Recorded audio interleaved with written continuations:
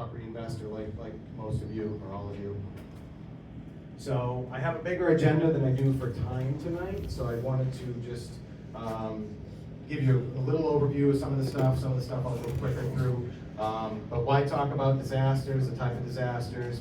I'll probably focus a lot on the principles of just dealing with a disaster. If you own a property, how many of you have multifamilies that you just hold, manage? Quite a few of you, right? So a lot of this will resonate. That's where I want to get into. How can you set up stronger defenses so you're not burning time and money dealing with this stuff, because it can be frustrating. They can be drawn out projects. If you have a fire, for example, going through insurance, we can talk about some of that stuff. If we have time, we'll get to the pre-disaster planning and then communication challenges.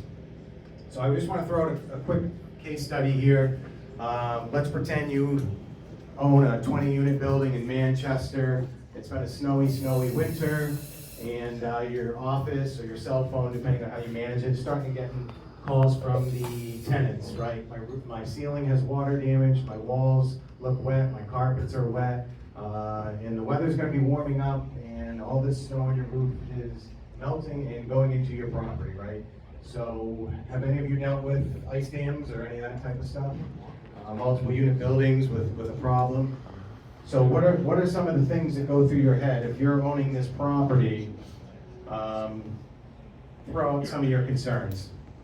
Multiple tenants, water. What are you thinking? Mold's a good one. What's that?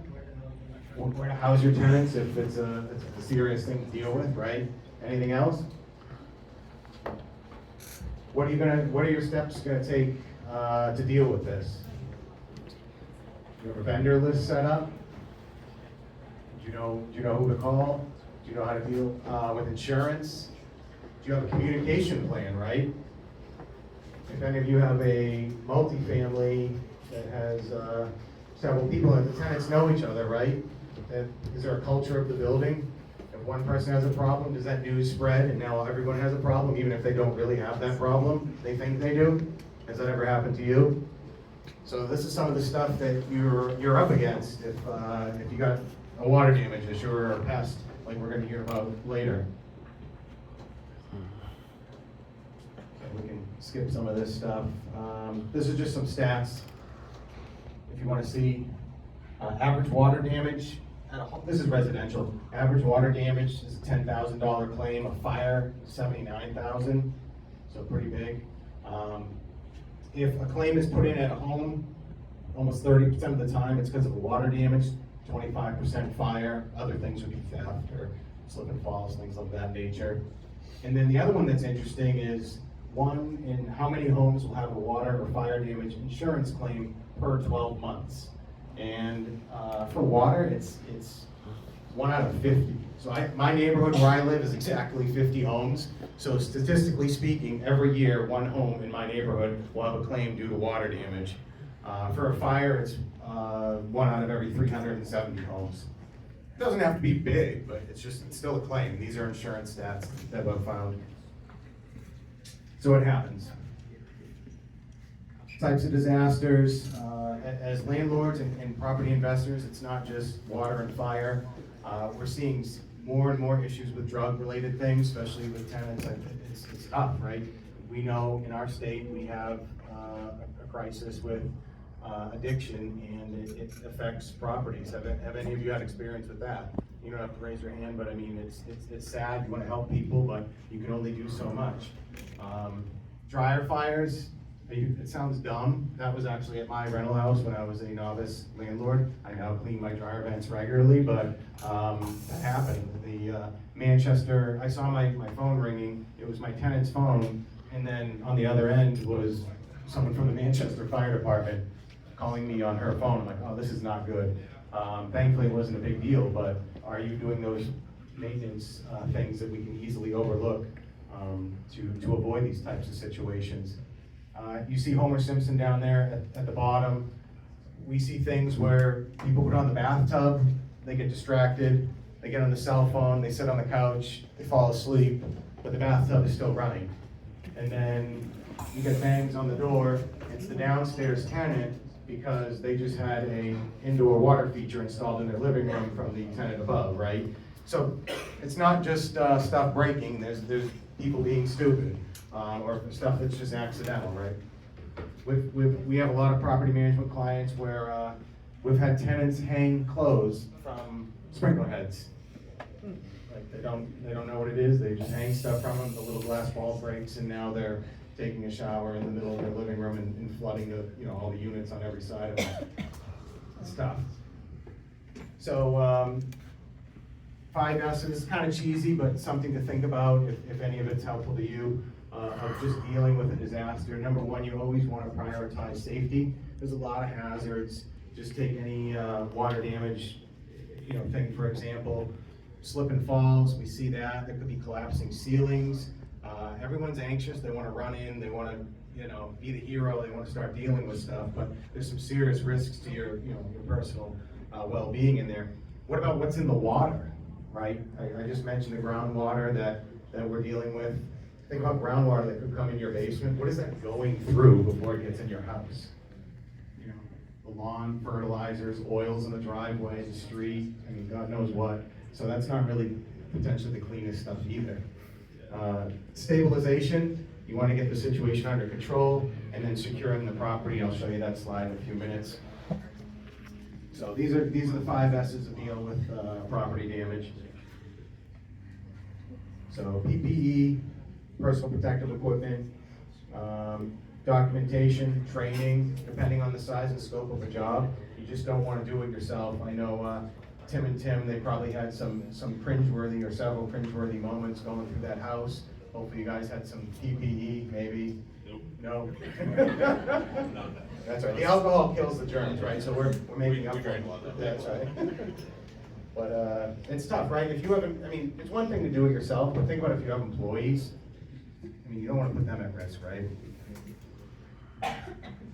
Dealing with the source of the issue, what could that be? The ice dam example we talked about earlier. This is a project that we had to do a few years ago. We had to rent these boom lifts, and or we didn't do it. We had it outsourced. But getting snow off these roofs, you got to deal with the source. The water was just keep coming in the building. Could be a pipe burst. You have a good plumber or 3 on call, because if one's busy, you got to get another one, right? You have to deal with the problem. Stabilization, this can get really tough, especially like with a big fire type situation. There are companies that do board ups. Getting water extracted, you don't want 3 inches of water in the property. Keep the humidity down. We were talking to customers today that had, water from the issues overnight, the snow melting and then the rain on top of it. And they said, yeah, we're shock backing it out, but it's so humid. I said, well, it's just open the windows today. You know what I mean? For an hour, just vent out the building, just as a little bit of a triage. You can be creative. Winterization, that's another issue. If you've got a vacant property, I believe it was Matt talking about Claremont, some properties up there. If you have a vacant property going into the winter around here, make sure it's winterized or properly heated and monitor it, because you could have a bad situation, even if you go on vacation personally, before the winter. Let's see, security, that's another thing. We see situations or mistakes that people make potentially if you have a loss at a building where multiple families or people are living in it. It can be a chaotic situation, people in and out of the building, in the common areas, the fire department's coming through. Who's to say that a bad actor doesn't go into one of those apartments and start stealing stuff? It's truly chaos. You want to trust people, you want to think the best of people, but we've seen it happen. So what's your plan to secure everyone's belongings or the units that are under your care and custody and control? Something else, hazardous identification. We'll use Manchester as an example, or New England in general, really. We have a lot of older properties, right? We still are dealing with lead, asbestos. If you're just ripping down walls and tearing through buildings, those are a real concern for safety for yourself and employees. So there's ways of protecting yourself, but keep in mind that S for security. And then I'll skip this for a second. How much time do I have? About 10 minutes. Okay, cool. I'm moving pretty quickly, so We take questions at the end. Yeah, after Scott. Cool. So I want to talk a little bit about pre-disaster planning really quick.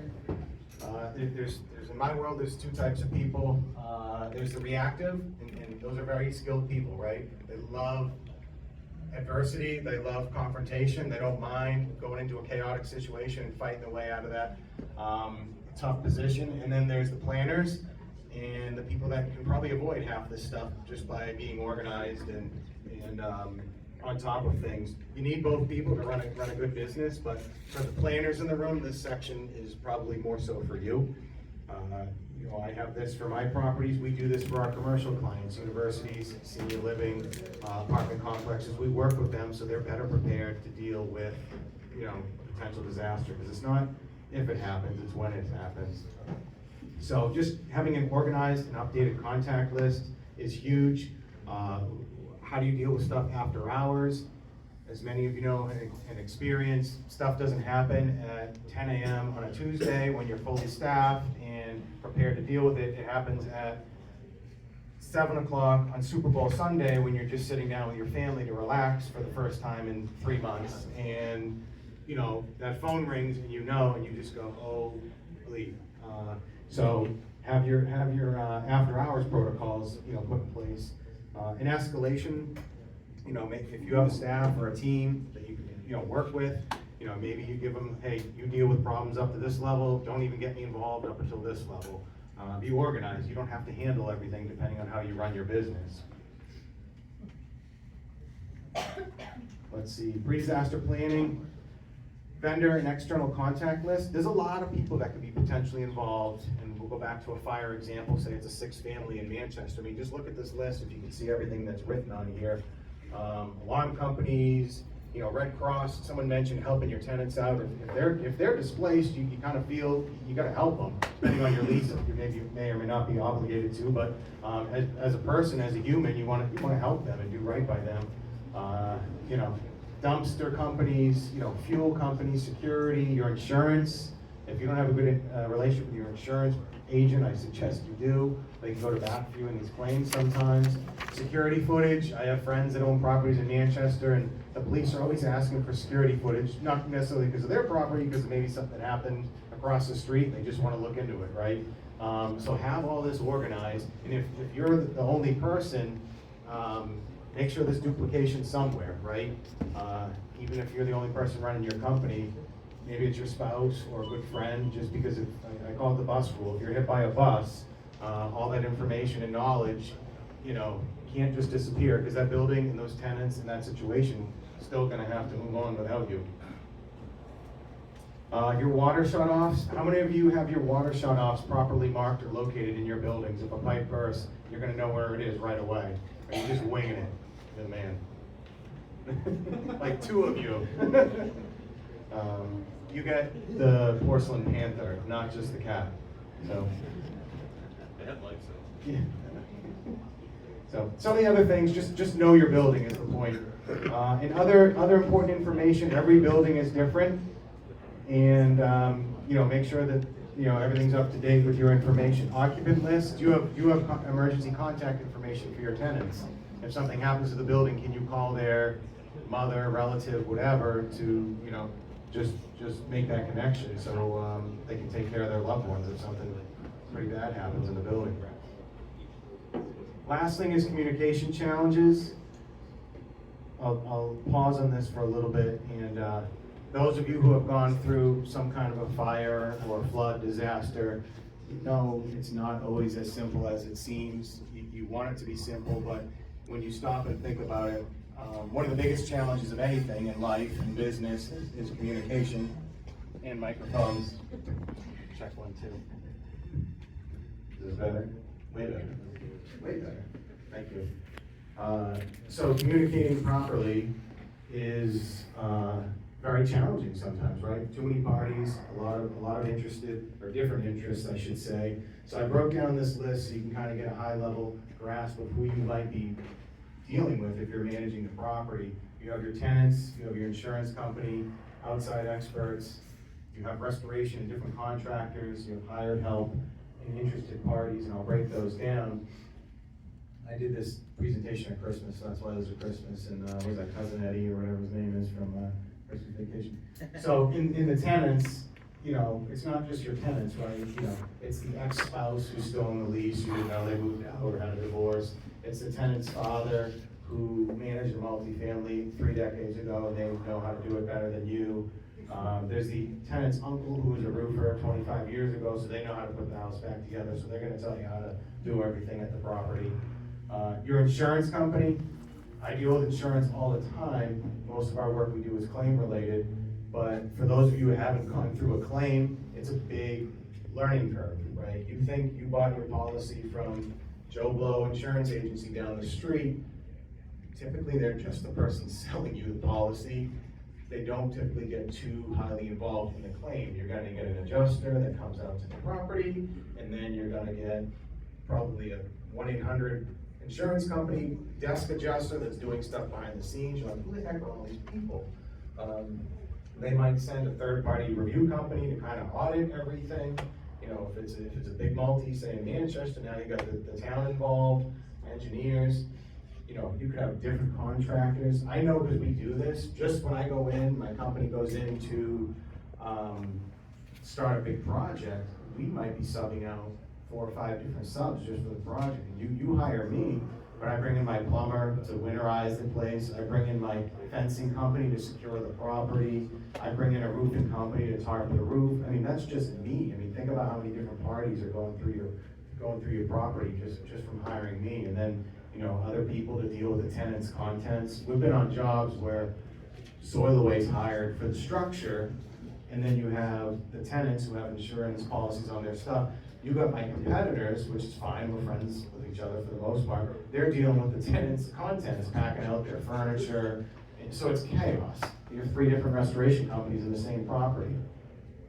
And lawyers, public adjusters, property managers, mortgage companies, it just goes on and on. In the neighbor with an opinion. So they don't like that there's a dumpster outside your property. They have to look at it every day, so they're gonna complain to you about it because you don't have enough to do or worry about at that moment. So that's just some of the things to think about. It's not to overwhelm or stress you out, but it's to paint a realistic or potentially realistic picture of the magnitude of these situations. So going back to the pre-disaster planning, being organized, knowing what the heck's going on can help you better deal with these situations, not if they happen, but when they happen. So I think that covers it. Cool, thank you.